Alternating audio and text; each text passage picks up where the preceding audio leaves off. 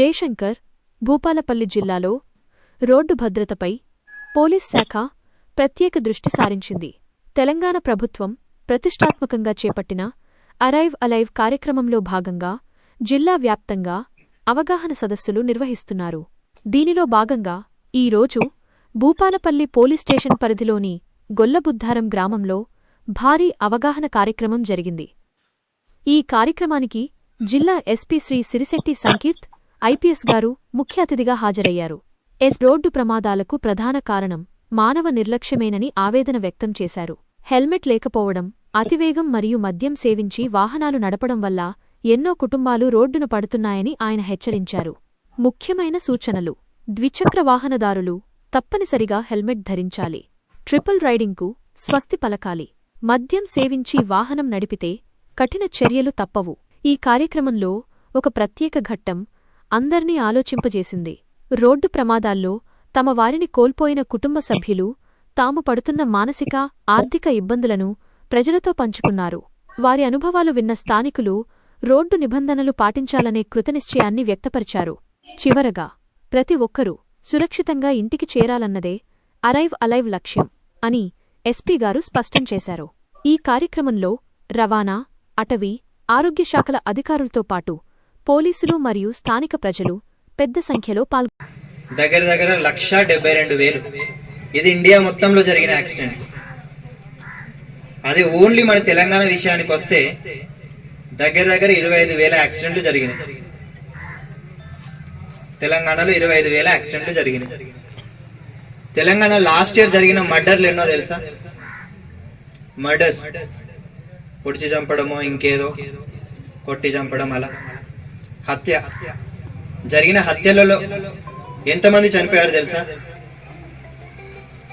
రఫ్గా 750 మంది హత్యలలో చనిపోయింది. 750 మంది. అదే ఎక్కడైనా హత్య జరిగితే అబ్బో హత్య జరిగింది, అయ్యో అది జరిగింది ఇది జరిగిందని భయపడతారు. బట్ హార్డ్లీ 750 మంది మాత్రమే చనిపోయారు మర్డర్స్లలో. బట్ రోడ్ యాక్సిడెంట్ లో ఎంతమంది చనిపోయారు తెలుసు తెలంగాణలో లాస్ట్ ఇయర్? ఎవరైనా గెస్ చేయగలుగుతారా? ఎనీవన్? రఫ్ ఒక ఎస్టిమేట్ ఎంతమంది చనిపోయి ఉండొచ్చు? 1000, 2000, 20,000. గొల్లబుద్ధారం సర్పంచ్ గారు 20,000. ఇంకెవరైనా చెప్తారా? ఈ విషయం మీకు తెలియాలి. ఈ విషయం మీకు తెలిస్తే అప్పుడు మీరు అట్లీస్ట్ ప్రికాషన్స్ తీసుకుంటారు. హెల్మెట్ పెట్టుకోండి అని అందరు చెప్తున్నారు.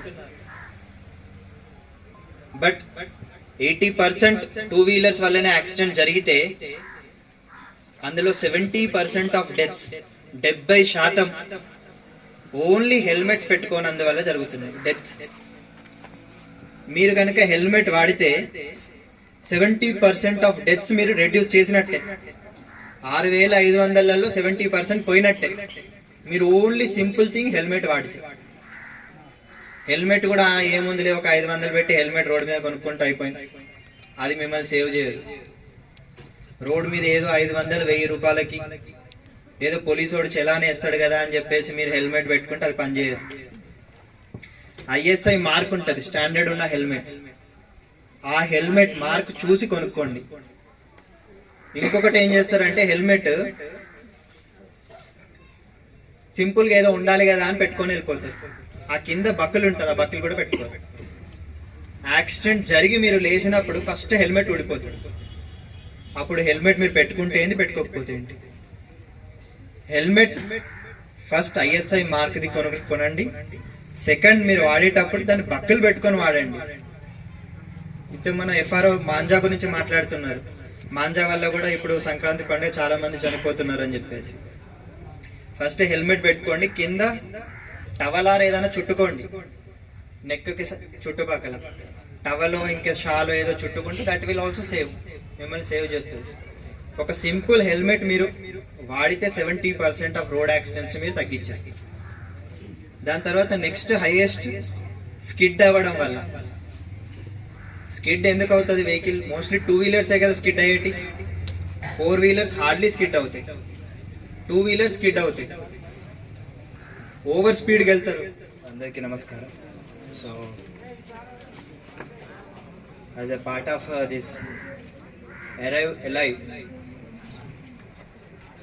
వేదిక మీద ఉన్న పెద్దలు, district transport officer and forest range officer, medical officer, local Gollabuddaram sarpanch and ఇక్కడికి విష్ చేసిన near by village sarpanches and affected families, youth, so అందరికి కూడా నమస్కారం. సో మీ అందరికీ తెలుసు అరైవ్ అలైవ్ అనే ప్రోగ్రామ్ నిన్న honourable chief minister of Telangana Revanth Reddy గారు స్టార్ట్ చేయడం జరిగింది. ఈ ప్రోగ్రామ్ యొక్క ముఖ్య ఉద్దేశం to reduce road accidents. Road accidents ఏవైతే జరుగుతున్నాయో వాటిని తగ్గించడం ఈ ప్రోగ్రామ్ యొక్క ముఖ్య ఉద్దేశం. అరైవ్ అలైవ్ అంటే మీరు మీ ఇంటి నుంచి స్టార్ట్ అయ్యి ఎక్కడికో వెళ్తారు. ఆఫీస్లోకి వెళ్ళే వాళ్ళు ఆఫీస్లోకి వెళ్తారు, చిన్నపిల్లలు స్కూల్కి వెళ్ళే వాళ్ళు స్కూల్కి వెళ్తారు. ఇప్పుడు పోలీస్ డిపార్ట్మెంట్ అయితే మేము పన్నుల మీద మేము సీన్ ఆఫ్ క్రైమ్కో దేనికో ఒక దానికి వెళ్తూ ఉంటాము. లేదంటే గవర్నమెంట్ ఆఫీసర్స్కి పని మీద వెళ్ళే వాళ్ళు ఉంటారు. అలా చాలామంది ఉంటారు, వివిధ రకాల అవసరాల గురించి బయటకు వస్తారు, రోడ్డు మీదకి వస్తారు. అలా రోడ్డు మీదకి వచ్చిన మీకు యాక్సిడెంట్ జరిగే స్కోప్ ఉంటుంది. అది ఏ విధంగా అయినా జరగవచ్చు. యాక్సిడెంట్ మీ నిర్లక్ష్యమైనా అయి ఉండొచ్చు, అవతల వ్యక్తి వాళ్ళ నిర్లక్ష్యమైనా అయి ఉండొచ్చు. ఇలా బయటికి వచ్చిన మీరు సేఫ్గా మీ డెస్టినేషన్కి రీచ్ అవ్వాలి.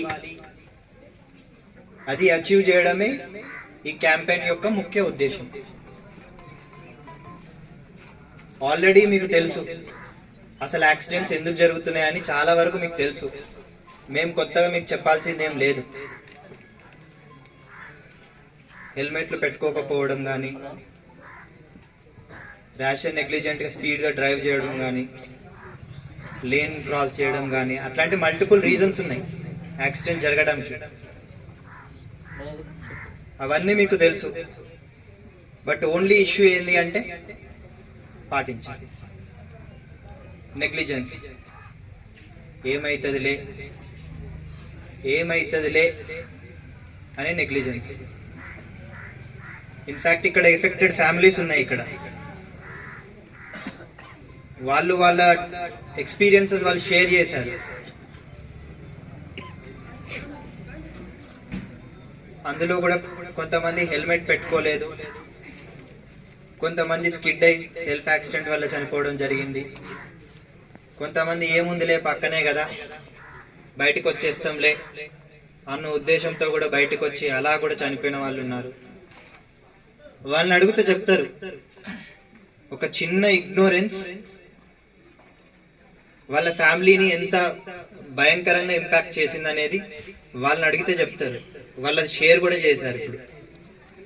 ఇప్పుడు ఇక్కడ ఒక పాప ఉంది, వాళ్ళ ఫాదర్ మేసనరీ వర్క్ చేసుకునేటోడు, మేస్త్రి. అతను చనిపోవడం వల్ల ఇప్పుడు ఆ ఫ్యామిలీ సఫర్ అవుతుంది. ఆ పాప ఎడ్యుకేషన్ ఆగిపోయింది. తనకు 2 పిల్లలు ఉన్నారు. ఇల్లు కూడా అంతంత మాత్రంగానే ఉంది, ఇంట్లోకి వాటర్ వస్తున్నాయి. సో అది తన సమస్య. అదే తన ఫాదర్ బతికుంటే, ఆ రోజు ప్రికాషన్స్ తీసుకొని ఉండుంటే, ఆ పాప ఇప్పుడు కాలేజ్లోనూ ఎక్కడో చదువుకుంటూ ఉండేది. వాళ్ళ తమ్ముళ్ళు కూడా స్కూల్లో ఉండేవాళ్ళు. సిమిలర్లీ ఇంకొక ఫ్యామిలీ కూడా, తను ఒక హౌస్ వైఫ్, ఇంట్లో ఉండే అతను. ఇప్పుడు తన హస్బెండ్ చనిపోవడం వల్ల తను బయటకు వచ్చి కష్టపడి పిల్లల్ని పోషించుకోవాల్సిన పరిస్థితి వచ్చింది. ఇదంతా అసలు అవసరమా?